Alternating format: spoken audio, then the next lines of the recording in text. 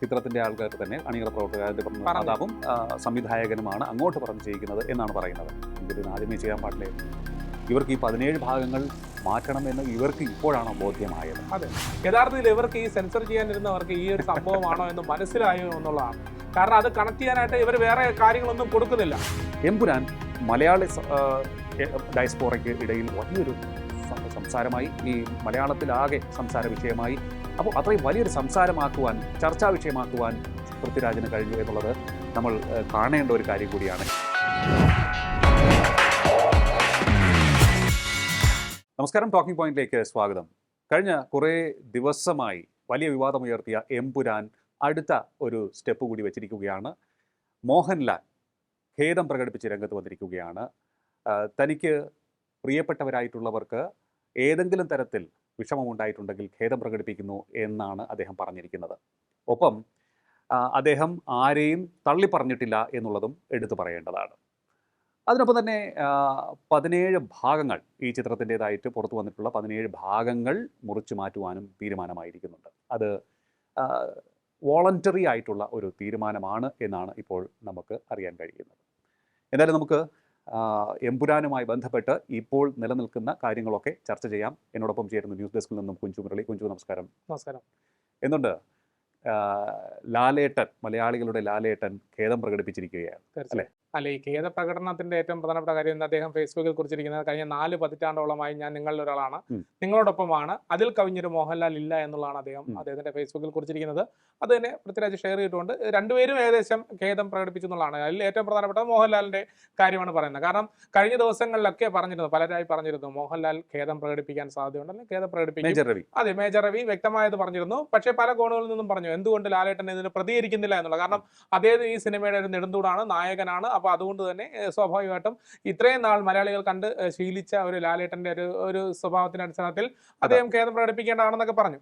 അപ്പോൾ ആ ഖേദ പ്രകടനം കൊണ്ട് കഴിയുമോ, അതെല്ലാം തീരുമോ എന്നുള്ളതാണ് എൻ്റെ ചോദ്യം. അല്ല, എൻ്റെ ഒരു സംഭവം അത് തന്നെയാണ്.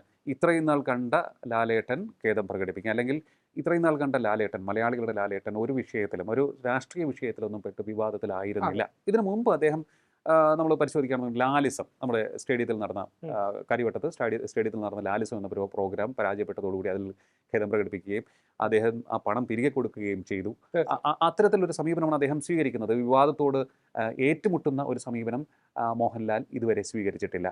കാരണം അതാണ് അദ്ദേഹത്തിൻ്റെ ഒരു രീതി. അപ്പോൾ അതുകൊണ്ട് തന്നെ ഈ സംഭവത്തിലും അദ്ദേഹം അത്തരത്തിൽ ഒരു സമീപനം സ്വീകരിച്ചു. അത് സ്വാഭാവികം മാത്രം എന്ന് മാത്രമാണ് എനിക്ക് പറയാനുള്ളത്. കാരണം ഇത്തരത്തിൽ ഒരു വിവാദത്തിലേക്ക് വലിച്ചിഴക്കപ്പെടുകയാണ് എന്നുണ്ടെങ്കിൽ, ഈ വിവാദം കത്തിപ്പടരുകയാണ് എന്നുണ്ടെങ്കിൽ നഷ്ടം അദ്ദേഹത്തിന് വലിയ രീതിയിൽ ഉണ്ടാകും എന്നുള്ളതാണ് എടുത്തു പറയേണ്ടത്. കാരണം അടുത്ത ദിവസം തന്നെ അദ്ദേഹത്തിന്റെ മറ്റൊരു ചിത്രം പുറത്തിറങ്ങുകയാണ്. ലൂസിഫറിന് വേണ്ടി മാറ്റിവെച്ച എന്നൊക്കെയുള്ള വാർത്ത കേട്ടിരുന്ന, ലൂസിഫർ അല്ല, എമ്പുരാന് വേണ്ടി മാറ്റിവെച്ചിരുന്ന ഒരു ചിത്രം തുടരും എന്നുള്ള ചിത്രം അടുത്ത ദിവസം പുറത്തിറങ്ങുകയുമാണ്. അപ്പോൾ ഈ ഒരു സാഹചര്യത്തിൽ ജനങ്ങൾ വെറുപ്പിച്ചു കഴിഞ്ഞാൽ, അല്ലെങ്കിൽ അവരെ മറുവശത്ത് നിർത്തിക്കഴിഞ്ഞാൽ അത് ഗുണം ചെയ്യില്ല എന്നുള്ള ഒരു തിരിച്ചറിവിൻ്റെ പുറത്തായിരിക്കാം അദ്ദേഹം ഇപ്പോൾ ഇങ്ങനെ ഒരു ഖേദപ്രകടനം നടത്തിയത്. മറ്റൊന്ന്, ഇത് ചിലപ്പോൾ അതിൻ്റെ രാഷ്ട്രീയവും അദ്ദേഹം മനസ്സിലാക്കിയിട്ടുണ്ടാകാം. ഈ ഗുജറാത്ത് കലാപം പോലുള്ള വിഷയങ്ങളിൽ ഇത്തരത്തിലുള്ള ഒരു അഭിപ്രായ പ്രകടനം നടത്തുമ്പോൾ അദ്ദേഹം, അതായത് സിനിമയിലൂടെ ഒരു മെസ്സേജ് കൊടുക്കുമ്പോൾ അത് ശരിയാവില്ല എന്ന് ചിലപ്പോൾ അദ്ദേഹം തിരിച്ചറിഞ്ഞിട്ടുണ്ടാകണം. അത് ഒരു തരത്തിൽ നോക്കുകയാണെന്നുണ്ടെങ്കിൽ ഒരു രാഷ്ട്രീയമായിട്ടുള്ള വിവാദങ്ങൾക്ക് വഴിവെക്കുന്ന ഒരു സാഹചര്യത്തിലേക്ക് കാര്യങ്ങൾ പോകും. അല്ല, ഒരു സംശയം കൂടെ. ഇപ്പോൾ കഴിഞ്ഞ ദിവസം മേജർ രവി തന്റെ ലൈവിൽ പറഞ്ഞൊരു കാര്യം, ലാലേട്ടൻ സിനിമകൾ പൂർണ്ണമായും കാണാറില്ല. സ്ക്രിപ്റ്റ് വായിക്കുന്നു, അദ്ദേഹം അഭിനയിക്കുന്നു, അദ്ദേഹത്തിന്റെ പോർഷൻ അഭിനയിക്കുന്നു, അതിനുശേഷം പ്രിവ്യൂ പോലും കാണാനായിട്ട് അദ്ദേഹം തയ്യാറാകുന്നില്ല.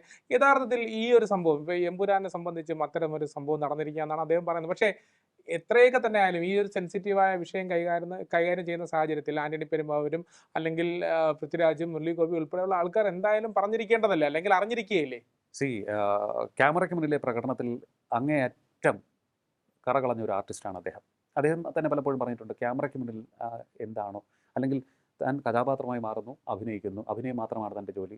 അതിനപ്പുറം അതിന് കിട്ടുന്ന പ്രതിഫലം പോലും എത്രത്തോളം സീരിയസ് ആയിട്ടാണ് അദ്ദേഹം എടുക്കുന്നതെന്ന് എനിക്കറിയില്ല. പക്ഷേ അദ്ദേഹം ഒരു ആർട്ടിസ്റ്റാണ്. അതിനപ്പുറത്തേക്കുള്ള കാര്യങ്ങളിൽ അദ്ദേഹം ഇടപെടാറില്ല. സിനിമ ആരെടുക്കുന്ന സിനിമയാണെങ്കിൽ തന്നെയും അതിൻ്റെ ഗതിവിഗതികളെ അദ്ദേഹം ഒരു കാരണവശാലും നിയന്ത്രിക്കാൻ പോകില്ല എന്നുള്ളതാണ്. അദ്ദേഹത്തിന് കൊടുക്കുന്ന റോൾ നന്നായി അഭിനയിക്കും. അതിൻ്റെ ഡബ്ബിംഗ് സമയത്ത് അദ്ദേഹത്തിൻ്റെ സീൻ മാത്രമാണല്ലോ കാണുന്നത്.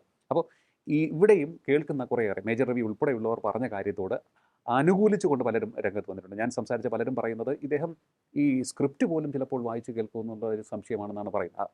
അങ്ങനെ ആയിരിക്കില്ല, ചിലപ്പോൾ അവർ പറഞ്ഞതായിരിക്കണം, കുറച്ച് ആഡ് ചെയ്ത് പറഞ്ഞതായിരിക്കണം. അപ്പോൾ പ്രിവ്യൂ അദ്ദേഹം സാധാരണഗതിയിൽ കാണാറില്ല എന്നാണ് പറയുന്നത്. ഈ ചിത്രത്തിന് പ്രിവ്യൂ പോലും ഉണ്ടായിരുന്നില്ല എന്നാണ് പറയുന്നത്. അപ്പോൾ കാരണം ഇതിൻ്റെ ഒരു കാര്യവും പുറത്താകാൻ പാടില്ല ചിത്രത്തിന് റിലീസിന് മുൻപ് എന്നാണ് ഇതിൻ്റെ സംവിധായകൻ ആഗ്രഹിച്ചിരുന്നത്, പൃഥ്വിരാജ് ആഗ്രഹിച്ചത്. അതുകൊണ്ട് ഇത് പ്രിവ്യൂ വെച്ചില്ല എന്നാണ് പറയുന്നത്. എന്തായാലും മോഹൻലാലിൻ്റെ കാര്യത്തിൽ നമ്മൾ പറഞ്ഞു വരുമ്പോൾ ഈ ഖേദപ്രകടനം അദ്ദേഹം ഇപ്പോൾ എന്തായാലും നമുക്ക് കാത്തിരുന്ന് കാണണം, ഈ ഒരു ഖേദപ്രകടനം കൊണ്ട് ഈ വിവാദം അടങ്ങുമോ എന്ന്. അതിനുള്ള സാധ്യതയും വളരെ കുറവല്ലേ. കാരണം ഈ കഴിഞ്ഞ 27-ാം തീയതി മുതൽ ഈ സിനിമ റിലീസായത് മുതൽ സിനിമയിൽ ചർച്ചയാകുന്ന ആ രാഷ്ട്രീയം, എൻ്റെ ഒരു പ്രാഥമികമായുള്ള ഒരു സംശയം, ഇപ്പോൾ മോഹൻലാലിൻ്റെ ഖേദപ്രകടനം നമുക്കത് മാറ്റി നിർത്തിയാൽ കൂടി ഈ ഈ ഒരു വിഷയത്തിൽ വരുമ്പോൾ ഇതിൽ ഈ 17 സെൻസർ കട്ടുകളെ കുറിച്ച് പറയുന്നുണ്ട്. അപ്പോൾ ഈ സെൻസർ കട്ടുകൾ യഥാർത്ഥത്തിൽ അത് ആദ്യമേ ചെയ്യേണ്ടിയിരുന്ന ഒന്നാണ് എന്ന് തോന്നുന്നില്ലേ? അല്ല കുഞ്ചു, എനിക്ക് തോന്നുന്നത് ഇത് വോളണ്ടറി മോഡിഫിക്കേഷൻ എന്നാണ് പറയുന്നത്. ആ ചിത്രത്തിൻ്റെ ആൾക്കാർ തന്നെ, അണിയറ പ്രവർത്തകരുടെ നിർമ്മാതാവും സംവിധായകനുമാണ് അങ്ങോട്ട് പറഞ്ഞ് ചെയ്യിക്കുന്നത് എന്നാണ് പറയുന്നത്. എനിക്ക് പിന്നെ ആദ്യമേ ചെയ്യാൻ പാടില്ലായിരുന്നു. ഇവർക്ക് ഈ 17 ഭാഗങ്ങൾ മാറ്റണമെന്ന് ഇവർക്ക് ഇപ്പോഴാണോ ബോധ്യമായത്? അതെ. ഇവിടെ ഇതിൻ്റെ പിന്നിലെ മറ്റൊരു കാര്യം നമുക്ക് പിന്നീട് ചർച്ച ചെയ്യും. ഇതിൻ്റെ സെൻസറിങ്ങുമായി ബന്ധപ്പെട്ട് ഇപ്പോൾ ഇതിൽ സെൻസർ സർട്ടിഫിക്കറ്റ് UA സർട്ടിഫിക്കറ്റാണ് കൊടുത്തിരിക്കുന്നത്. അത് കൊടുത്തവർ എന്ത് കണ്ടിട്ടാണ് അത് കൊടുത്തത്? ഇതിൽ വയലൻസ് ഉണ്ട് അല്ലേ? തീർച്ചയായും. തുടക്കത്തിൽ കാണിക്കുന്ന വളരെ ക്രൂരമായ കാര്യങ്ങൾ കാണിക്കും. ഗർഭിണിയെ ഉൾപ്പെടെ ബലാത്സംഗം ചെയ്യുന്ന സീനുകൾ കാണിക്കുന്നു. അത്തരത്തിലുള്ള സീനുകൾ കാണിക്കാൻ പാടില്ല. ഒപ്പം തന്നെ മതസ്പർദ്ധ ഉണ്ടാക്കുന്ന സീനുകളുണ്ട്. അപ്പം ഇതിനൊക്കെ ഇത്തരത്തിലുള്ള സംഭവങ്ങൾ വരുമ്പോൾ ഓട്ടോമാറ്റിക്കലി അഡൽട്സ് ഓൺലി സർട്ടിഫിക്കറ്റ് ആണ് അതിന് കിട്ടേണ്ടത് അല്ലേ? തീർച്ചയായും അങ്ങനെയാണ്. ഇതുവരെയും അങ്ങനെ ആയിരുന്നു. അപ്പോൾ ഇത് സെൻസർ ചെയ്തവർ എന്ത് ചെയ്യുകയായിരുന്നു? അവരെന്ത് കണ്ടിട്ടാണ് ഇതിന്റെ സെൻസർ സർട്ടിഫിക്കറ്റ് കൊടുത്തത്, UA സർട്ടിഫിക്കറ്റ് കൊടുത്തത് എന്നുള്ളത് വളരെ വാലിഡ് ആയിട്ടുള്ള പോയിന്റ് അല്ലേ? കുഞ്ചു സിനിമ പഠിക്കുന്ന ആളാണ് അല്ലേ? അപ്പോൾ അല്ല, ഇതില് ഈ പറഞ്ഞ പോലെ ഈ സെൻസർ ചെയ്യുന്ന സാഹചര്യത്തിൽ ഇവർ ഇപ്പൊ 3 അംഗ സംഘമുണ്ട് എന്നും അല്ലെങ്കിൽ അതിനേക്കാൾ കൂടുതൽ സംഘം 4 പേരിരുന്ന സംഘമാണ് ഇത് സെൻസർ ചെയ്യുന്നതൊക്കെ പറഞ്ഞു. നമ്മൾ മുമ്പ് പലപ്പോഴും കണ്ടതാണ് പല സിനിമകളുടെ. ഇപ്പൊ ഈ അടുത്തിടയ്ക്ക് ടർക്കിഷ് വിപ്ലവം എന്ന് പറഞ്ഞൊരു സിനിമ ഇവിടെ മലയാളത്തിൽ ഇറങ്ങാൻ തന്നെ വലിയ രീതിയിലുള്ള എതിർപ്പുണ്ടായിരുന്നു. അത് സെൻസർ സർട്ടിഫിക്കറ്റ് കിട്ടില്ല എന്ന് പറഞ്ഞു. അതിന് മുമ്പ് ഇറങ്ങിയ പല സിനിമകളും ഇപ്പൊ ഈ നേരത്തെ നമ്മൾ ഈ ചർച്ച ചെയ്യുമ്പോൾ പലപ്പോഴായി പറഞ്ഞിട്ടുള്ള ഒരു കാര്യമാണ്. ഇപ്പോൾ മുരളി ഗോപിയുടെ സ്ക്രിപ്റ്റിംഗിൽ വന്നിട്ടുള്ള പല സിനിമകളും സെൻസർഷിപ്പിന് വിധേയമാക്കണമെന്ന് പിന്നീട് പല ചർച്ചകൾ വന്നിട്ടുണ്ട്. ഇവിടെ ഏറ്റവും കൂടുതൽ ചർച്ചയായി, കേരളത്തിലെ രാഷ്ട്രീയത്തിൽ തന്നെ ഏറ്റവും കൂടുതൽ ചർച്ചയായി, ഏറ്റവും കൂടുതൽ വിഷയമായ സിനിമയായിരുന്നു ലെഫ്റ്റ്. ആ സിനിമ പ്രദർശിപ്പിക്കണമെന്ന് പോലും പറഞ്ഞ ആൾക്കാരാണ് ഇപ്പോൾ ഈ എമ്പുരാനെ പ്രൊമോട്ട് ചെയ്യുന്നത്. വേറൊരു കാര്യം, പക്ഷേ ആ സിനിമയെ പോലും സെൻസർ ചെയ്യണം എന്നുള്ള തരത്തിലുള്ള വാർത്തകളും അല്ലെങ്കിൽ അത്തരത്തിലുള്ള വാദങ്ങളും ഉയർത്തിയിരുന്നു. അപ്പൊ ഈ ഒരുപാട് സിനിമകൾ ഇറങ്ങുന്ന സാഹചര്യത്തിൽ മതസ്പർദ്ധ ഉണ്ടാക്കുന്ന തരത്തിൽ അല്ലെങ്കിൽ ഒരു വിഭാഗത്തിനെ കേന്ദ്രീകരിക്കുന്ന തരത്തിൽ ഏതെങ്കിലും തരത്തിലുള്ള ഒരു പരാമർശമോ വാക്കോ പ്രവൃത്തിയോ അല്ലെങ്കിൽ ഏതെങ്കിലും തരത്തിലുള്ള സംഭാഷണങ്ങളോ വന്നു കഴിഞ്ഞാൽ അതിൽ കട്ട് ചെയ്യണം എന്നുള്ളത് ഇവർക്ക് ബോധമുള്ളതാണല്ലോ. അപ്പൊ ഇവരത് ചെയ്തില്ല എന്നുള്ളതാണ്. അതിൽ കേന്ദ്ര അന്വേഷണ ഏജൻസികളെ പോലും തേജോവധം ചെയ്യുന്ന തരത്തിലേക്ക് കാര്യങ്ങൾ പോകുന്നു. കേന്ദ്ര ആഭ്യന്തരമന്ത്രിയെ പോലും അധിക്ഷേപിക്കുന്ന തരത്തിലേക്ക് ആ സാഹചര്യവുമായി പ്രത്യേകിച്ച് എന്റെ ഒരു കാഴ്ചപ്പാട് ഞാൻ പറയാം. ഇതിൽ ടൈറ്റിൽ കാർഡിലാണ് ഈ ഒരു സംഭവം കാണിക്കുന്നത്. ഈ ഗുജറാത്ത് കലാപത്തെ കുറിച്ചുള്ള കാര്യം കാണിക്കുന്നത് ടൈറ്റിൽ കാർഡിലാണ്. അതായത് ഈ ഗോദ്ര തീവെപ്പിനെ സംബന്ധിക്കുന്നത് ഒരു ക്ലിപ്പാർട്ട് പോലെ ഒരു ഇമേജ് കത്തിത്തീരുന്ന ഒരു സാഹചര്യത്തിലാണ് കാണിക്കുന്നത്. അതായത് ഇമേജിലൂടെയാണ് അത് കാണിച്ചു പോകുന്നത്. അവിടെ പേരുകളും മറ്റു വിവരങ്ങളും എഴുതി കാണിക്കുകയാണ്. 2002 എന്നുള്ള വർഷം അവിടെ എഴുതി കാണിക്കുന്നത്. എനിക്ക് തോന്നുന്ന ഒരു സാഹചര്യം എന്ന് പറഞ്ഞു കഴിഞ്ഞാൽ യഥാർത്ഥത്തിൽ ഇവർക്ക് ഈ സെൻസർ ചെയ്യാനിരുന്നവർക്ക് ഈ ഒരു സംഭവമാണോ എന്ന് മനസ്സിലായോ എന്നുള്ളതാണ്. കാരണം അത് കണക്ട് ചെയ്യാനായിട്ട് ഇവർ വേറെ കാര്യങ്ങളൊന്നും കൊടുക്കുന്നില്ല. പിന്നീട് ഈ ബാബാ ബജ്രംഗി എന്നുള്ള കഥാപാത്രം വരുമ്പോൾ മാത്രമാണ് ഈ സംഭവം, അതായത് ഗുജറാത്ത് കലാപം എന്താണെന്നും ഗോദ്ര തീവെപ്പ് എന്താണെന്നും അറിയാവുന്നവർക്ക് മനസ്സിലാവുന്നത്. എന്റെ കൂടെ തീർച്ചയായും ബാബു ബജ്രംഗി എന്ന് പറയുന്ന വ്യക്തിക്ക് പകരമായിട്ട് പറയുന്നത് ബാബാ ബജ്രംഗി എന്നാണ്. അതുപോലും മാറ്റുമെന്നാണ് ഇപ്പൊ പറയുന്നത്. സെൻസർ ചെയ്യുന്ന ആ 17 കട്ടുകളിൽ അദ്ദേഹത്തിന്റെ പേര് ഉൾപ്പെടെ മാറ്റുമെന്നാണ് പറയുന്നത് ആ കഥാപാത്രത്തിന്റെ. അപ്പൊ അതിലൊന്ന്. പിന്നെ ഈ പറഞ്ഞ പോലെ എന്റെ അടുത്തുള്ള സുഹൃത്ത് പോലും ഞാൻ പറയട്ടെ ഗുജറാത്ത് കലാപമാണ് എന്ന് പറയുമ്പോൾ ആണോ എവിടെ പറഞ്ഞു എന്ന് ചോദിക്കുന്ന ഒരു സാഹചര്യം ഉണ്ടായിരുന്നു. ഒരുപക്ഷെ ഇത് മനസ്സിലാവാത്തതായിരിക്കാം. ഈ കഥയുടെ ഈ അങ്ങനെയുള്ളവരെയാണോ ഈ സെൻസർ ബോർഡിൽ ഒരു വിവരമില്ലാത്തവരാണോ? അതൊരു ചോദ്യമാണ്. ആരെയാണ് സെൻസർ ബോർഡിൽ ഉൾപ്പെടുത്തിയിരിക്കുന്നത്? ഇപ്പൊ നമ്മൾ പറയുമ്പോൾ ഇതിപ്പോ RSSന്റെ ഒരു സാംസ്കാരിക സംഘടനയായ തപസ്യ, അതിന്റെ നിർദ്ദേശപ്രകാരമാണ് ഓരോരുത്തരെയും ഉൾപ്പെടുത്തുന്നത്. അപ്പോൾ തപസ്യ ഇത്തരത്തിലുള്ളവരെയാണോ നിർദ്ദേശിക്കുന്നത് എന്നുള്ളതാണ് ഒരു പ്രധാനപ്പെട്ട ചോദ്യം. അല്ല, അത് കൃത്യമായ അറിവുള്ളവരെയാണ് വെച്ചിരുന്നതെങ്കിൽ ഈ ഒരു വിഷയം അവിടെ ഉണ്ടാവുകയില്ല എന്നുള്ളതാണ് ഏറ്റവും പ്രധാനപ്പെട്ട കാര്യം. അങ്ങനെ കൃത്യമായി ഇതിനെക്കുറിച്ചെല്ലാം ഇത് എനിക്ക് തോന്നുന്നു എമ്പുരാൻ ഒരു ലൂസിഫറിന് ശേഷം ഒരു മാസ് ഓറിയന്റഡ് ആയിട്ടുള്ള ഒരു സിനിമ വരുന്നു. മോഹൻലാലിന് ഇബ്രാഹിം ഖുറേഷി എന്ന് പറയുന്ന ഒരു മാസ് ഓറിയന്റഡ് ആയിട്ടുള്ള ഒരു പരിവേഷം നൽകുന്നു എന്നുള്ള ഒരു കാഴ്ചപ്പാടിൽ മാത്രം ഇരുന്ന് കണ്ടതുകൊണ്ട് സംഭവിച്ചതാവാം. അല്ലെങ്കിൽ ഇതിനകത്ത് സംഭവിക്കുന്ന അല്ലെങ്കിൽ സംസാരിക്കുന്ന മുരളി ഗോപിയെ പോലുള്ള ഒരു തിരക്കഥാകൃത്ത് അല്ലെങ്കിൽ കഥാരചയിതാവ് എഴുതി വെക്കുന്ന രാഷ്ട്രീയം എന്താണെന്ന് കൃത്യമായി ബോധ്യമുള്ള ആൾക്കാരാണെങ്കിൽ അതിനെ ഇഴകീറി പരിശോധിക്കുമായിരുന്നു, അല്ലെങ്കിൽ പരിശോധിക്കണമായിരുന്നു. തീർച്ചയായിട്ടും ഈ സെൻസർ ബോർഡിൽ വരുന്നവർ തീർച്ചയായിട്ടും സിനിമയുമായി ഒരു വളരെ അടുത്ത ബന്ധമുള്ളവരായിരിക്കും. അവർക്ക് മുരളി ഗോപിയുടെ സ്ക്രിപ്റ്റിനെ കുറിച്ച് അറിയാമായിരിക്കും, തീർച്ചയായും അവർക്ക് പൃഥ്വിരാജിന്റെ രാഷ്ട്രീയത്തെക്കുറിച്ച് കൃത്യമായി, അദ്ദേഹം സിനിമയിലൂടെ പറയുന്ന രാഷ്ട്രീയത്തെക്കുറിച്ച് കൃത്യമായ ബോധ്യമുണ്ടായിരിക്കും. അങ്ങനെ അല്ലെങ്കിൽ ആയിരിക്കണം. അതിനിപ്പോൾ ഏത് രാഷ്ട്രീയമാണെങ്കിലും, ഇതിപ്പോൾ ഇടതായാലും വലതായാലും ഏത് വശത്തേക്ക് ചാഞ്ഞു നിൽക്കുന്ന സ്ക്രിപ്റ്റ് വരുമ്പോഴാണെങ്കിലും സിനിമ വരുമ്പോഴാണെങ്കിലും അത് ഏകപക്ഷീയമായി ഏതെങ്കിലും ഒരു വശത്തെ തെറ്റായ രീതിയിൽ അധിക്ഷേപിക്കാൻ ശ്രമിക്കുകയാണെന്നുണ്ടെങ്കിൽ അവിടെ ഇടപെടുക തന്നെ വേണം, കത്രിക വീഴും. അതല്ലെങ്കിൽ അത്തരത്തിലുള്ള സർട്ടിഫിക്കേഷൻ കൊടുക്കുമ്പോൾ ആ രീതിയിലുള്ള നിയന്ത്രണങ്ങൾ ഉണ്ടായിരിക്കണം. ഇനിയിപ്പോൾ ഈ ചിത്രത്തിലേക്ക് വരികയാണെന്നുണ്ടെങ്കിൽ ആരൊക്കെയാണ് വന്നത്? ഈ ചിത്രത്തിൻ്റെ സംവിധായകൻ നേരിട്ടെത്തിയെന്നാണ് കേൾക്കുന്നത്. എന്തായാലും അതല്ലെങ്കിൽ ആശീർവാദ് സിനിമാസിനെ പ്രതിനിധീകരിച്ച് വരുന്ന ആൾ, സാധാരണഗതിയിൽ വരുന്ന ആൾ വന്നില്ല എന്നാണ് കേൾക്കുന്നത്. അപ്പോൾ ഈ ചിത്രത്തിൻ്റെ സെൻസറിങ്ങുമായി ബന്ധപ്പെട്ട് നമുക്ക് വിശ്വസനീയമായിട്ടുള്ള കേന്ദ്രങ്ങളിൽ നിന്നും അറിയുന്ന ഒരു കാര്യം ഞാൻ പറയാം. സെൻസറിങ് ബോർഡിൽ ഉള്ളവർ അല്ലെങ്കിൽ സെൻസർ ബോർഡിൽ ഉള്ളവർ വളരെ തൊഴുത് വണങ്ങി ഈ ചിത്രത്തിൻ്റെ ബന്ധപ്പെട്ട ആൾക്കാരുടെ മുന്നിൽ നിൽക്കുന്ന കാര്യമാണ് നടന്നിട്ടുള്ളതെന്നാണ് കേൾക്കുന്നത്. ഒരാൾ പറഞ്ഞത്, ഇതിൻ്റെ ഹിന്ദി പ്രിവ്യൂ എപ്പോൾ കിട്ടുമെന്ന് ആധികാരികമായി സിനിമയുമായി ബന്ധപ്പെട്ട് അവിടെ എത്തിയ ആൾ ചോദിക്കുന്നു. അപ്പോൾ സെൻസർ ബോർഡിലുള്ളവർ താന്നു വണങ്ങി പറയുന്നു, അടുത്ത ദിവസം തരാം എന്ന് പറയുകയാണ്. അപ്പോൾ അത്തരത്തിലുള്ള ഇടപെടൽ നടന്നിരിക്കുന്നു. അപ്പോൾ എനിക്ക് സ്വാഭാവികമായും എല്ലാവർക്കും ഒരു സംശയം തോന്നും, ഈ സെൻസർ ബോർഡിൽ ഉള്ളവരെ ഏതെങ്കിലും തരത്തിൽ സ്വാധീനിച്ചിട്ടുണ്ടാകുമോ? ഈ ചിത്രത്തിന് പിന്നിൽ ഇതിൻ്റെ അണിയറ പ്രവർത്തകർ, ഇതിൻ്റെ പ്രൊഡ്യൂസർ, ഇതിൻ്റെ പ്രൊഡക്ഷൻ വശത്തിൽ നിൽക്കുന്നവർ, അല്ലെങ്കിൽ ഇതിൻ്റെ സംവിധായക വശത്തിൽ നിൽക്കുന്നവർ, ഈ ചിത്രവുമായി ബന്ധപ്പെട്ട് നിൽക്കുന്നവർ സെൻസർ ബോർഡിലുള്ളവരെ സ്വാധീനിച്ചിട്ടുണ്ടോ? എൻ്റെ പ്രധാനപ്പെട്ട ചോദ്യം ഇതാണ്. കാരണം പല സംശയങ്ങളും അത്തരത്തിൽ ഉയർന്നിട്ടുണ്ട്. ആ ഒരു സംശയം സ്വാഭാവികമായും ഉയരാം. അപ്പോൾ ഞാൻ പറയുന്ന വാക്കുകൾ അതാണ്, സംശയമുണ്ട്. കാരണം ഇത്തരത്തിൽ ഇന്ത്യൻ രാഷ്ട്രീയത്തെ അറിയുന്നവർ അല്ലെങ്കിൽ ഇന്ത്യൻ സിനിമയുമായി ബന്ധപ്പെട്ട് അറിവുള്ളവർ ആണ് സാധാരണഗതിയിൽ സെൻസർ ബോർഡിൽ ഉണ്ടാവുക. അവർക്ക് ഇത്തരത്തിൽ മാറ്റപ്പെടേണ്ട അല്ലെങ്കിൽ ഇത്രയേറെ വിവാദമായ വിഷയമുണ്ടെങ്കിൽ അത് മാറ്റാനുള്ള ഇടപെടൽ നടത്താം. അവർക്ക് നട്ടലോടുകൂടി ചോദിക്കാവുന്നതാണ്. അല്ല, അവർ ചെയ്തിട്ടുമുണ്ട്. മുമ്പ് പല സിനിമകൾ ഇറങ്ങുമ്പോഴും ഇവിടെ അത്തരത്തിൽ കത്രിക വയ്ക്കുന്നതിന്റെ നടപടി ഉണ്ടായിട്ടുണ്ട്. ഇപ്പോൾ അങ്ങനെയുള്ള ഈ OTT പ്ലാറ്റ്ഫോമിൽ പോലും അത് കാണിക്കും. ഇപ്പോൾ സിമ്പിളായിട്ട് പറഞ്ഞാൽ മാർക്കോ എന്ന് പറയുന്നത് അതൊരു അക്രമ സംഭവമാണ് മുന്നോട്ട് വയ്ക്കുന്നതിൽ കൂടിയും അതിൽ കട്ട് വയ്ക്കാനോ അല്ലെങ്കിൽ അതിൽ കത്രിക വയ്ക്കാനും സെൻസർ ബോർഡ് തയ്യാറാവുമെങ്കിൽ ഈ സെൻസിറ്റീവായ വിഷയത്തിൽ എന്തുകൊണ്ട് സെൻസർ ബോർഡ് തയ്യാറാവുന്നില്ല എന്നുള്ളതാണ് മറ്റൊരു വിഷയം. ഇതിൻ്റെ പിന്നിൽ ഈ സെൻസർ ബോർഡിലുള്ള ഒരാൾ, അദ്ദേഹത്തിന് സ്റ്റാർ ഹെൽത്തിലാണ് ജോലി. അദ്ദേഹം തിരുവനന്തപുരം നഗരത്തിൽ ഒരു വലിയ വീട് വയ്ക്കുകയും അതിൻ്റെ EMI ആയി ഹോം ലോൺ EMI ആയി അടയ്ക്കുന്നത് 60,000-ൽ പരം രൂപയുമാണ് എന്നാണ്. അപ്പോൾ അവിടെയും ചില ആൾക്കാർ ചോദിക്കുന്നത് സംശയമുണ്ട് എന്നാണ്.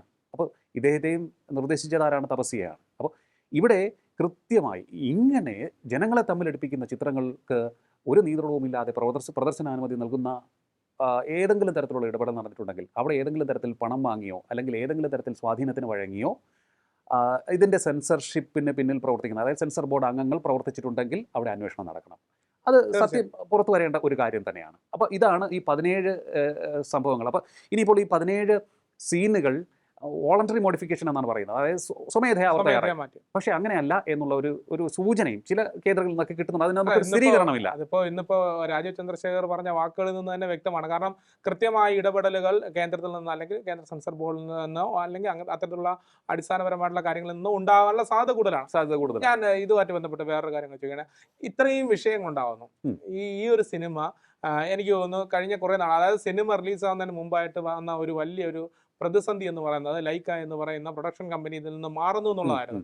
അവിടെ മുതൽ തുടങ്ങിയ ഒരു വലിയ വിവാദമുണ്ട്. അതിനുശേഷം ഈ സിനിമ ഒരു വലിയ രീതിയിൽ ഒരു മുന്നോട്ട് പോകുമായിരുന്നു. കാരണം അതുവരെ പ്രൊമോഷനില്ല. സിനിമ 27-ാം തീയതി റിലീസ് ആവുകയാണ്. മാർച്ച് മാസത്തിൽ തുടക്കത്തിലൊന്നും പ്രൊമോഷൻ പരിപാടികളൊന്നും ഇല്ലായിരുന്നു. മറ്റു സിനിമകൾക്കെല്ലാം ഉണ്ടാകുന്നതിന്റെ അത്ര പോലും പ്രൊമോഷൻ ഇല്ലായിരുന്നു. ആ ഒരു സാഹചര്യത്തിലാണ് പെട്ടെന്ന് ഗോകുലം ഗോപാലൻ ഈ ഒരു പ്രൊഡക്ഷൻ ഏറ്റെടുക്കുകയും അല്ലെങ്കിൽ പ്രൊഡ്യൂസർ എന്ന് പറയുന്ന ഒരു വിഭാഗത്തിലേക്ക് വരികയും ലൈക്കയുമായി ചേർന്ന് കൈകോർത്തുകൊണ്ട് ഈ സിനിമ ഇറക്കുമെന്ന് പറയുകയും ചെയ്യുന്നത്. ഞാൻ എൻ്റെ ഒരു സ്വാഭാവികമായിട്ടുള്ള ഒരു ചിന്താഗതി കൊണ്ട് ചോദിക്കുന്നത്, അല്ലെങ്കിൽ എനിക്കൊരു സംശയമാണ്, ഈ സിനിമ ഇത്രയും സെൻസിറ്റീവായ വിഷയമാണ് കൈകാര്യം ചെയ്യുന്നതിൻ്റെ ഈ റൈറ്റർ, ഇതിന്റെ സംവിധായകൻ, ഇതിന്റെ പ്രൊഡ്യൂസർമാരായ ആന്റണി പെരുമ്പാവൂരിനും അതുപോലെ ഗോകുലം ഗോപാലിനും ഒക്കെ വ്യക്തമായി അറിയാവുന്നതായിരിക്കാം. കാരണം അവരറിയാതെ ഇതൊരിക്കലും പുറത്തു വരാൻ പോകുന്നില്ല. അപ്പോൾ അങ്ങനെ സെൻസിറ്റീവായ ഈ വിഷയം ചർച്ചയാകുമെന്ന് അവർക്കറിയില്ലായിരുന്നോ? അവർക്കറിയാമായിരുന്നിരിക്കാം. ആ നെഗറ്റീവ് സെൻസ് അവർ മാർക്കറ്റ് ചെയ്യുന്നതാണ് ഇപ്പോൾ നമ്മൾ കാണുന്നത്. ഇതിപ്പോ ചിത്രത്തിന്റെ വിവാദവുമായി ബന്ധപ്പെട്ട് മോഹൻലാൽ ഖേദം പ്രകടിപ്പിച്ച കാര്യം നമ്മൾ ചർച്ച ചെയ്തു. അതിനുശേഷം ഇതിന്റെ സെൻസറിങ്ങുമായി ബന്ധപ്പെട്ട് വരുന്ന വിവാദം നമ്മൾ കട്ട് ചെയ്തു. ഇനിയിപ്പോ കുഞ്ചു സൂചിപ്പിച്ചത് ഇതിന്റെ മാർക്കറ്റിംഗ് വശമാണ്. തീർച്ചയായും ഇത് വളരെ വാലിഡ് ആയിട്ടുള്ള ഒരു പോയിന്റാണ് കുഞ്ചു. മറ്റതിൽ സെൻസറിങ്ങുമായി ബന്ധപ്പെട്ട് ഒരു കാര്യം കൂടി ഞാൻ സൂചിപ്പിച്ചോളട്ടെ. അതായത് ഈ ചിത്രത്തിന്റെ സെൻസറിങ്ങുമായി ബന്ധപ്പെട്ട് തെലുങ്ക് വേർഷൻ പുറത്തിറക്കുന്ന സമയത്ത് അത് കണ്ട ഒരു വനിതാ അംഗം ഇതിൻ്റെ സെൻസർ ബോർഡ് അംഗത്തോട് ചോദിച്ചു, ഇതെങ്ങനെ നിങ്ങൾ UA സർട്ടിഫിക്കറ്റ് കൊടുത്ത് വിടുന്നു, ഇതിന് A സർട്ടിഫിക്കറ്റ് കൊടുക്കേണ്ടതല്ലേ, എങ്ങനെ ഇതിന് നിങ്ങൾ ഇതിൻ്റെ കണ്ടന്റ് ഒരു ഇതിൽ എന്തെങ്കിലും ഇടപെടൽ വേണമെന്ന് നിങ്ങൾക്ക് തോന്നുന്നില്ലേ എന്ന് ചോദിച്ചപ്പോൾ, കണ്ടന്റിൻ്റെ കാര്യം നിങ്ങൾ അറിയേണ്ട, ഭാഷയുടെ കാര്യം മാത്രം നോക്കിയാൽ മതി എന്നാണ്.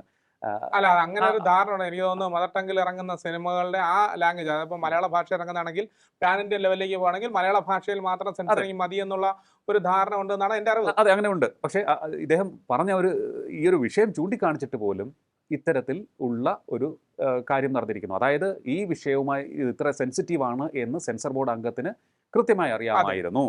ഞാൻ പറഞ്ഞു വന്ന പോയിന്റ് അതാണ്. സെൻസർ ബോർഡ് അംഗത്തിന് കൃത്യമായി അറിയാമായിരുന്നു, സെൻസർ ബോർഡ് അംഗങ്ങൾക്ക് കൃത്യമായി അറിയാമായിരുന്നു. എന്നിട്ടും എന്തുകൊണ്ട് ഇത്തരത്തിലൊരു സമീപനം സ്വീകരിച്ചു? അതാണ് ഞാൻ പറഞ്ഞത്, നെഗറ്റീവ് മാർക്കറ്റിംഗ്. മാർക്കറ്റിംഗിന്റെ വശത്തേക്ക് സിമ്പിൾ ആയിട്ട് പറഞ്ഞു കഴിഞ്ഞാൽ, കഴിഞ്ഞ ദിവസം ഈ 27-ാം തീയതി മുതൽ ഇറങ്ങിയ ഒരു സിനിമ കഴിഞ്ഞ ദിവസങ്ങളെല്ലാം വലിയ ചർച്ചയായപ്പോൾ കഴിഞ്ഞ ദിവസം ഒരു തീരുമാനം ഉണ്ടാവുകയാണ്, ഇത് 17 കട്ടുകൾ ഉണ്ടാവും എന്നുള്ളത്. അന്നേ ദിവസം കേരളത്തിലെ മുഖ്യമന്ത്രി പിണറായി വിജയൻ സിനിമ കാണാൻ പോയി. അത് ഏറ്റവും ഒരു വിരോധാഭാസം എന്ന് പറയുന്നത്, ലെഫ്റ്റ് എന്ന് പറയുന്ന സിനിമ ഇറങ്ങിയപ്പോൾ കൈതേരി സഹദേവൻ എന്ന് പറയുന്ന കഥാപാത്രം പിണറായി വിജയനാണെന്നും അതുകൊണ്ട് തന്നെ ഇവിടുത്തെ CPM-നെ ഇല്ലാതാക്കാൻ വേണ്ടിയുള്ള പൊളിറ്റിക്കൽ പ്രൊപ്പഗൻഡ എഴുതി തയ്യാറാക്കിയ ആളാണ് മുരളി ഗോപി എന്നും പറഞ്ഞ ആളിന്റെ തിരക്കഥയിൽ ഒരുങ്ങിയ സിനിമ കാണാനാണ് പിണറായി വിജയനും പോയത്. ഏറ്റവും വിരോധാഭാസമായിട്ടുള്ള കാര്യം. പൊളിറ്റിക്സ് മനസ്സിലായതിനു ശേഷം അദ്ദേഹം അത് കുറിക്കുകയും ചെയ്യും. കാരണം ഇത് എഡിറ്റ് ചെയ്ത് കഴിഞ്ഞാൽ ഏത് ഭാഗമാണ് എഡിറ്റ് ചെയ്യുന്നുള്ള അദ്ദേഹത്തിന് മനസ്സിലാവില്ല. അപ്പൊ ഇവിടെയുള്ള ഇടതുപക്ഷക്കാർ അതിനെ പ്രൊമോട്ട് ചെയ്യും. ഇപ്പൊ ഇന്ന് ഈ മോഹൻലാൽ ഖേദം പ്രകടിപ്പിച്ചതിന്റെ താഴെ പോലും പോരാളി വാസു എന്ന് പറയുന്ന പേജ്, നമുക്ക് എല്ലാവർക്കും സുപരിചിതമായ പേജാണ്. ആ പേജിൽ ഉള്ള ആൾ എഴുതിയിട്ടിരിക്കുകയാണ്, അതിന്റെ താഴെ കമന്റായി വന്നിരിക്കുകയാണ്, മോഹൻലാലിന്റെ ആ ഒരു ഖേദപ്രകടനത്തിന് താഴെ കമന്റായി വന്നിരിക്കുകയാണ്, മലയാളികൾ ഒരിക്കലും പൊറുക്കില്ല ലാലേട്ട, കാരണം നിങ്ങൾ അവരുടെ മുമ്പിൽ മുട്ടുമടക്കാൻ പാടില്ലായിരുന്നു. അപ്പൊ ഇങ്ങനെ ഈ രീതിയിൽ അതായത് മാർക്കറ്റ് ചെയ്യപ്പെടുകയാണ്. എനിക്ക് തോന്നുന്നു പൃഥ്വിരാജ് എന്ന് പറയുന്ന സംവിധായകന് കൃത്യമായി ബോധ്യമുണ്ടായിരുന്നു ഇതെങ്ങനെയൊക്കെയാണ് പോകാൻ പോകുന്നത് എന്നുള്ളത്. അത് ആ രീതിയിൽ തന്നെ പോകണം. കഴിഞ്ഞ ഒരു ദിവസം കൊണ്ട് വലിയ രീതിയിലുള്ള മുന്നേറ്റമാണ് ബുക്ക് മൈ ഷോയിലും മറ്റ് ടിക്കറ്റ് ന്യൂയിലൊക്കെ ഉണ്ടായിരിക്കുന്നത്. അതായത് ഇത് കട്ട് ചെയ്യുന്നതിന് മുമ്പായിട്ട് ഈ സിനിമ കാണാനായിട്ട് ആൾക്കാരെ പ്രചോദിപ്പിക്കുകയാണ്. കഴിഞ്ഞ ദിവസം ഒരു തിയേറ്ററുമായി ബന്ധപ്പെട്ട് അന്വേഷണം നടത്തിയപ്പോൾ ഒരു സ്ഥലത്തും സീറ്റില്ല, വേക്കന്റ് ഇല്ല, എല്ലാം ബുക്ക്ഡ് ആണ്. അതായത് ഈ ചിത്രം ഇറങ്ങുന്നതിന് തലേ ദിവസം എല്ലാവരും ബുക്ക് ചെയ്യുന്നതിൽ വലിയൊരു വാർത്തയുണ്ടായി, വലിയൊരു ഹൈപ്പ് ലഭിച്ചു ഇതിന്. അതിനുശേഷം ചിത്രം ഇറങ്ങിയതിന് ശേഷം വലിയ ചർച്ചയായി ഇതിന്, അങ്ങനെയും അതിനൊരു ഹൈപ്പ് ലഭിച്ചിരിക്കുകയാണ്. അതിനുശേഷം ഇതിന്റെ സെൻസറിങ്ങുമായി ബന്ധപ്പെട്ട് ഇത് സ്വമേധയാ തയ്യാറായതാണെങ്കിൽ പോലും 17 സീനുകൾ വെട്ടിമാറ്റുകയാണ്. വ്യാഴാഴ്ച അത് വ്യാഴാഴ്ച മുതൽ സെൻസേർഡ് വേർഷൻ ആയിരിക്കും നിങ്ങൾ കാണാൻ പോകുന്നത്. അപ്പോൾ അത് മറ്റൊരു സന്ദേശം കൂടി കൊടുക്കുകയാണ്, വ്യാഴാഴ്ചക്കകത്ത് പരമാവധി കണ്ടുകൊള്ളുക. അതായത് ഈ ഒരു ചിത്രം ഇറങ്ങി പരമാവധി പണം കളക്ട് ചെയ്യുന്നത് ആദ്യത്തെ ആഴ്ചയാണ്. അപ്പോൾ ഇത് പരമാവധി പണം കളക്ട് ചെയ്യുവാനുള്ള ഒരു മാർഗം കൂടിയായി നമുക്ക് വിലയിരുത്താം. അല്ല, ഇനി ഇതിനൊരു മറുവശം കൂടി ഉണ്ട്. ഈ വ്യാഴാഴ്ചക്ക് ശേഷം ഇത് എന്താണ് കട്ട് ചെയ്തെന്ന് അറിയാൻ വേണ്ടി കണ്ടവർ വീണ്ടും കാണും. കാരണം അതങ്ങനെയാണ് സ്വാഭാവികമായിട്ടും വരുന്നത്. നമുക്കൊരു ചിന്താഗതി ഉണ്ടാവും, ഇപ്പൊ എനിക്ക് പോലും ഉണ്ടാവും എന്തൊക്കെയാണ് കട്ട് ചെയ്ത് കളഞ്ഞത്, അല്ലെങ്കിൽ എന്തൊക്കെ മാറ്റങ്ങളാണ്. ബാബ ബജ്രംഗി എന്ന് പറയുന്ന പേര് ഉപയോഗിക്കില്ല എന്ന് പറഞ്ഞാൽ അവിടെ എന്തായിരിക്കും പറയാൻ പോകുന്നത്, ചിലപ്പോൾ എന്തെങ്കിലും പേര് തരാം. ഇപ്പോൾ മുമ്പ് പൃഥ്വിരാജിന്റെ തന്നെ സിനിമ ഈ കടുവാക്കുന്നിൽ കുറുവാച്ചൻ എന്ന് പറയുന്ന കടുവ എന്ന് പറയുന്ന സിനിമയുമായി ബന്ധപ്പെട്ട ആ പേര് മാറ്റണം എന്ന് പറഞ്ഞാൽ, അപ്പൊ അങ്ങനെ കുര്യാച്ചൻ എന്നാക്കി അങ്ങനെ പറഞ്ഞ സംഭവം ഉണ്ടായിരുന്നു. അപ്പോൾ നമ്മള് ഈ സിനിമ ഇറങ്ങിയ സമയത്തും കണ്ടായിരുന്നു, ഈ രണ്ടാമതും കണ്ടു. കാരണം അതൊരു ആകാംക്ഷ ഉണർത്തുന്നതാണ്. എമ്പുരാനിൽ എന്ത് തരത്തിലുള്ള മാറ്റങ്ങൾ ഉണ്ടാക്കുന്നതെന്ന് നമുക്കൊരു ആകാംക്ഷ ഉണ്ടാവും. ഇതിൽ എനിക്ക് ഒന്ന് മാത്രമേ പറയാൻ കഴിയുന്നുള്ളൂ. അതായത് മുരളി ഗോപി, പൃഥ്വിരാജ് ഇവരൊന്നും മണ്ടന്മാരോ ബുദ്ധിശൂന്യരോ ഒന്നുമല്ല. ഇവർ ബുദ്ധിമാന്മാരാണ്.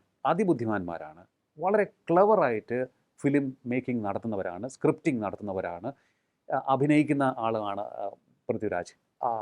വളരെ ശക്തമായ കുറേയേറെ കഥാപാത്രങ്ങൾ നമുക്ക് സമ്മാനിച്ചിട്ടുമുണ്ട്. കഥാപാത്രം മാത്രമല്ല, ലക്ഷദ്വീപുമായിട്ട് ബന്ധപ്പെട്ട ഒരു വലിയ രാഷ്ട്രീയം പൃഥ്വിരാജിനുണ്ട്. അത് ഞാൻ പറഞ്ഞു വന്നത് അതിലേക്കാണ്. അതായത് അദ്ദേഹത്തിന് കൃത്യമായിട്ട് അറിയാം എങ്ങനെ ഒരു ചിത്രത്തെ മാർക്കറ്റ് ചെയ്യണം എന്ന്. അതുപോലെ തന്നെ എങ്ങനെ ഓരോ വിഷയത്തിലും അദ്ദേഹത്തിൻ്റെ ഇടപെടൽ എന്നുകൂടി നമ്മൾ പരിശോധിക്കണം. മുരളി ഗോപിയുടെ സ്ക്രിപ്റ്റിനെ കുറിച്ച് നമ്മൾ പറഞ്ഞു.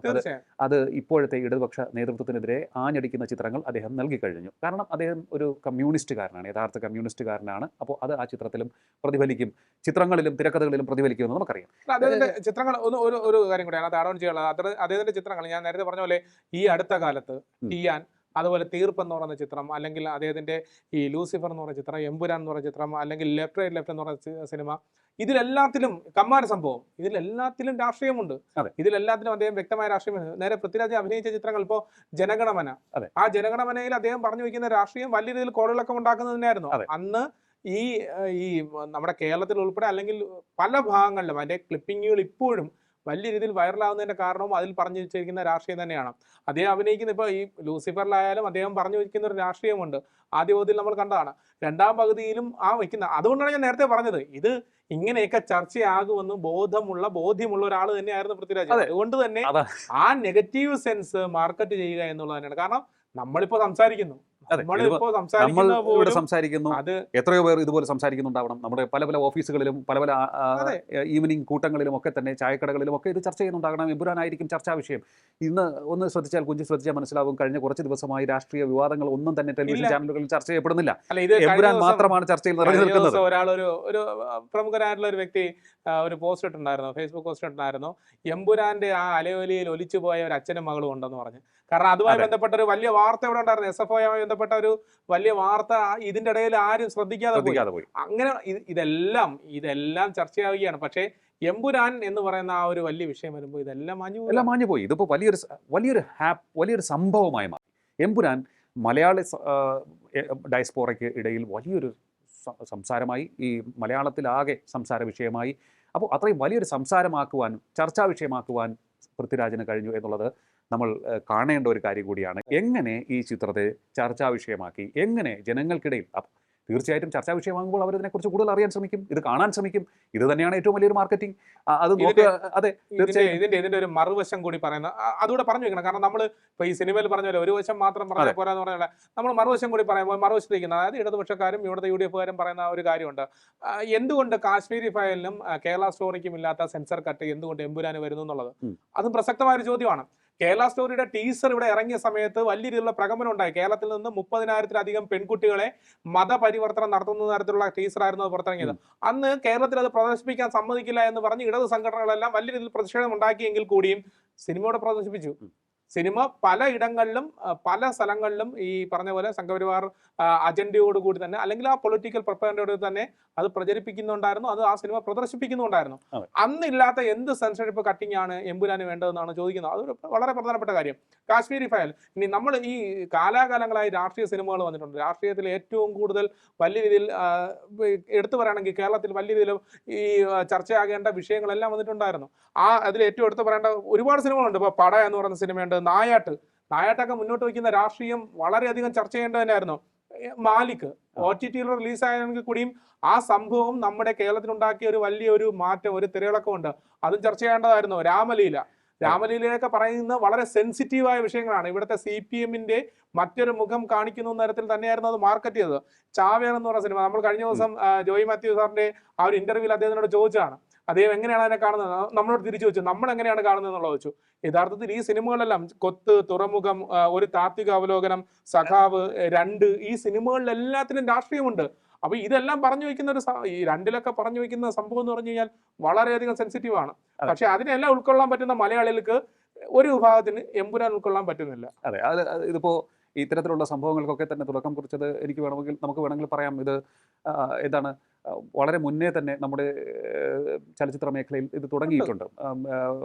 പി ജെ ആൻ്റണിയുടെ സമയം മുതൽ തന്നെ നമുക്ക് ഇത് കാണാൻ സാധിക്കുന്നുണ്ട്. ചിത്രങ്ങളിലൊക്കെ തന്നെ വളരെ വിപ്ലവകരമായ ഇടപെടൽ സമൂഹത്തിലേക്കും ഒപ്പം തന്നെ ചരിത്രത്തിലേക്കും ചൂണ്ടുവലയാകുന്ന ചിത്രങ്ങൾ നമുക്ക് മുന്നിലേക്ക് എത്തിയിട്ടുണ്ട്. ഈവൻ നമ്മുടെ MT നമുക്ക് സമ്മാനിച്ച വലിയ ചിത്രങ്ങളുടെ കാര്യം നോക്കുകയാണെന്നുണ്ടെങ്കിൽ അന്നൊക്കെ ചിത്രങ്ങൾ ഇറങ്ങിയിരുന്നെങ്കിൽ ഇത് ഏത് തരത്തിൽ ചർച്ച ചെയ്യപ്പെടുമായിരുന്നു? ഏതാണ് വടക്കൻ പാട്ടുകളുടെ കാലത്ത് ഇത്തരത്തിൽ സിനിമയുണ്ടായിരുന്നുവെങ്കിൽ, സിനിമ പുറത്തിറങ്ങിയിരുന്നുവെങ്കിൽ എന്തായിരിക്കും വടക്കൻ വീരഗാഥയുടെ ചർച്ചയൊക്കെ ഏത് തരത്തിലേക്ക് പോകുമായിരുന്നു? അന്ന് വരെ ചതിയനെന്നും വില്ലനെന്നും ഒക്കെ പരിവേഷം ലഭിച്ചിരുന്ന, പാടിക്കൊണ്ട് നടന്നിരുന്ന ചന്തുവിനെ നായകനാക്കിയ ഒരു പാടവം പെരുന്തച്ഛനെ വില്ലനാക്കി, അത്തരത്തിലുള്ള സംഭവം നമുക്ക് മുന്നിലേക്ക് വന്നിട്ടുണ്ട്. അപ്പോൾ ഇത്തരത്തിൽ ഉള്ള കലാസൃഷ്ടികൾ അന്ന് മുതൽ ഉണ്ട്, ഇപ്പോഴുമുണ്ട്. ഇതിന് 2 മാനങ്ങളുണ്ടെന്നാണ് എൻ്റെ ഒരു അഭിപ്രായം. ഒന്ന്, സമൂഹത്തെ ചർച്ചയിലേക്ക് നയിക്കാം, പക്ഷേ സമൂഹത്തെ വിഘടിപ്പിച്ച് തമ്മിലടിപ്പിക്കുന്ന തരത്തിലേക്ക് ഒരു കലാസൃഷ്ടിയും പോകരുത്. അത് ഏത് പക്ഷത്തു നിന്നുണ്ടായാലും, ഇടതുപക്ഷത്തു നിന്നുണ്ടായാലും വലതുപക്ഷത്തു നിന്നുണ്ടായാലും അത്തരത്തിൽ ഒരു സമീപനം തീർച്ചയായിട്ടും സമൂഹത്തെ വിഘടിപ്പിക്കുക മാത്രമേ ചെയ്യുകയുള്ളൂ. ഓക്കെ, നമുക്ക് ചർച്ചകൾക്ക് വഴിവെക്കുന്ന ഒട്ടേറെ കാര്യങ്ങൾ ഇട്ടുകൊടുക്കാം. അത് ഇടപെടൽ അനിവാര്യമായിട്ടുള്ള സംഭവങ്ങളിലേക്ക് വെളിച്ചം വീശുന്നതാകണം. അതിനൊപ്പം തന്നെ ഈ ആവിഷ്കാര സ്വാതന്ത്ര്യത്തിന് ഒട്ടേറെ സ്വാതന്ത്ര്യം കൊടുക്കുകയും വേണം. ആ ഒരു സ്വാതന്ത്ര്യത്തിലേക്ക് കടന്നുകയറ്റം നടത്തുകയും അരുത്. കാരണം ജനങ്ങൾ അറിയണം എന്താണ് നടക്കുന്നതെന്ന്. നമ്മുടെ നാട് ഭരിച്ചവർ അല്ലെങ്കിൽ ഭരിക്കുന്നവരുടെ ഭാഗത്തു നിന്നുണ്ടായിട്ടുള്ള വീഴ്ചകൾ ജനങ്ങൾ അറിയണം, അതിൽ പ്രതികരിക്കണം. അത് ആവിഷ്കാര സ്വാതന്ത്ര്യത്തിലൂടെ പുറത്തു വരണം. ചലച്ചിത്രമായും കഥകളായും ഒക്കെ തന്നെ നമുക്ക് മുന്നിലേക്ക് എത്തേണ്ടത് തന്നെയാണ്. അതാണ് പ്രതികരണത്തിൻ്റെ ഒരു രീതി. ആ പ്രതികരണത്തിൻ്റെ രീതിക്ക് കടിഞ്ഞാണിടാൻ ശ്രമിച്ചാൽ, അതിനെ മുനയൊടിക്കാൻ ശ്രമിച്ചാൽ നമ്മുടെ നാട് ജനാധിപത്യ രാജ്യമല്ലാതാകും എന്നുള്ളതാണ് എനിക്കിവിടെ പറഞ്ഞു വെക്കാൻ സാധിക്കുന്ന ഒരു കാര്യം. അപ്പോൾ എന്തായാലും ഇത് ആവിഷ്കാര സ്വാതന്ത്ര്യത്തിന് പിന്നെ പ്രവർത്തിക്കുന്നവർ ശ്രദ്ധിക്കേണ്ട ഒരു കാര്യം, ഇത് ഏകപക്ഷീയമല്ല, അതല്ലെങ്കിൽ ഇത് ചരിത്രത്തെ വളച്ചൊടിക്കുന്നില്ല എന്നവർ ഉറപ്പുവരുത്തണം. അങ്ങനെ ചെയ്യുകയാണ് എന്നുണ്ടെങ്കിൽ അവർ ചെയ്യുന്നത് കൊടിയ പാതകം തന്നെയായിരിക്കും. ഏകപക്ഷീയമായ രീതിയിൽ ഒന്നിനെയും സമീപിക്കരുത്. എന്താണ് വസ്തുത, ആ വസ്തുതയെ അതുപോലെ ആവിഷ്കരിക്കുവാൻ അവർ തയ്യാറാകണം. അതാണ് യഥാർത്ഥ ചങ്കൂറ്റം. അല്ല, ഇവിടെ കഴിഞ്ഞ ദിവസം മേജർ രവി പറഞ്ഞത് ആ കാര്യം തന്നെയാണ്. അതായത് ഈ സിനിമ വലിയ വിഷയങ്ങൾ ഉണ്ടാക്കുന്നവരോട് പറയുന്നത് ഇതിന്റെ ഒരു പ്രമേയം, ഇത് ഈ ഗോത്ര തീവെപ്പ് എന്തിനു വേണ്ടി ഉണ്ടായി എന്നിവിടെ കാണിച്ചിരുന്നെങ്കിൽ, അല്ലെങ്കിൽ അതിന്റെ പിന്നാമ്പുറ കാഴ്ചയോടെ കാണിച്ചിരുന്നെങ്കിൽ ഈ വിഷയങ്ങൾക്കൊന്നും ബാധകമല്ല. കാരണം നമുക്കറിയാം 2 വശങ്ങളും കാണിച്ചിട്ടുണ്ടല്ലോ എന്ന് പറയാം. പക്ഷെ ഇവിടെ അതില്ല എന്ന് മാത്രമല്ല, ആ ഒരു മുസ്ലിം ടെറിട്ടറിയിലേക്ക് എല്ലാവരും എത്തുന്ന ഒരു സ്ഥലത്തിലേക്ക് ഒരു സംഘം ഇരച്ചു കയറുകയും അവിടെയുള്ള എല്ലാ മുസ്ലിങ്ങളെയും കൊല്ലുകയും ചെയ്യുന്നു. പിന്നീട് സിനിമ വേറൊരു രീതിയിലേക്ക് പോവുകയാണ്. അങ്ങനെ പറയുമ്പോൾ മാത്രമാണ്, അത് ഒരു വശം മാത്രം പറഞ്ഞു പോകുമ്പോഴാണ് ഇവിടെ ഇത്രയും വിഷയം ഉണ്ടാകുന്നത്. ഞാൻ നേരത്തെ പറഞ്ഞ പോലെ ആ ഒരു വശം മാത്രം ചർച്ച ചെയ്യുന്നതും പൃഥ്വിരാജിൻ്റെയോ മുരളി ഗോപിയുടെയോ പൊളിറ്റിക്കൽ തന്ത്രം തന്നെയാണ്, അല്ലെങ്കിൽ മാർക്കറ്റിംഗ് തന്ത്രം തന്നെയാണ്. അതിനെ നെഗറ്റീവ് പബ്ലിസിറ്റിയിലൂടെ അവർ കൊണ്ടുപോകാൻ തന്നെ ശ്രമിച്ചിരുന്നു. ഇപ്പോൾ ആ സിനിമ ലൈവായി നിൽക്കുന്നതിൻ്റെ കാരണം അത് തന്നെയാണ്. തീർച്ചയായിട്ടും. എന്തായാലും ഈ ചിത്രം ഇപ്പോഴും ലൈവായി തന്നെയാണ്. അതായത് എമ്പുരാൻ ലൈവായി തന്നെ നിൽക്കുകയാണ്. ഖേദപ്രകടനത്തിന് ഏത് മാനമാണ് ലഭിക്കാൻ പോകുന്നത് എന്ന് വരും ദിവസങ്ങളിൽ നമുക്ക് അറിയാൻ കഴിയും. അത് എന്തായാലും മലയാളികളുടെ ലാലേട്ടൻ ഒരു ഖേദപ്രകടനം നടത്തിയാൽ നമ്മുടെ ലാലേട്ടനാണ് എന്ന ഒരു പ്രതികരണമായിരിക്കും ഭൂരിഭാഗം മലയാളി ആസ്വാദകരിൽ നിന്നും ഉണ്ടാവുക എന്നാണ് എൻ്റെ മനസ്സ് പറയുന്നത്. ഒപ്പം ഈ സിനിമ തീർച്ചയായിട്ടും തിയേറ്ററുകളിലേക്ക് ഈ സംഭവങ്ങൾ ധാരാളമാണ് കൂടുതൽ ആൾക്കാരെ ആകർഷിക്കുവാൻ. അക്കാര്യത്തിൽ യാതൊരു സംശയവുമില്ല. പക്ഷേ ഒരിക്കൽ കൂടി പറയുന്നു, ചരിത്രത്തിലേക്ക് തൂലിക ചലിപ്പിക്കുമ്പോൾ അവിടെ കൃത്യതയുണ്ടാകണം. അവിടെ എന്താണ് സ്വീകാര്യത ഏത് തരത്തിലാണ് എന്ന് വരുന്നതിനപ്പുറത്തേക്ക് ഒരു കാരണവശാലും വെള്ളം ചേർക്കുന്നില്ല, വിഷം കലർത്തുന്നില്ല എന്ന് ഈ ആവിഷ്കാര സ്വാതന്ത്ര്യത്തിൻ്റെ പേരിൽ പോരാടുന്നവർ ചിന്തിക്കുന്നത് നന്നായിരിക്കും. വളരെയധികം നന്ദി കുഞ്ചു, ടോക്കിംഗ് പോയിന്റിലെത്തിയതിന്. ടോക്കിംഗ് പോയിന്റ് ഈ അധ്യായം ഇവിടെ പൂർണ്ണമാകുന്നു. ഇനി അടുത്ത എപ്പിസോഡിൽ കാണാം. നമസ്കാരം.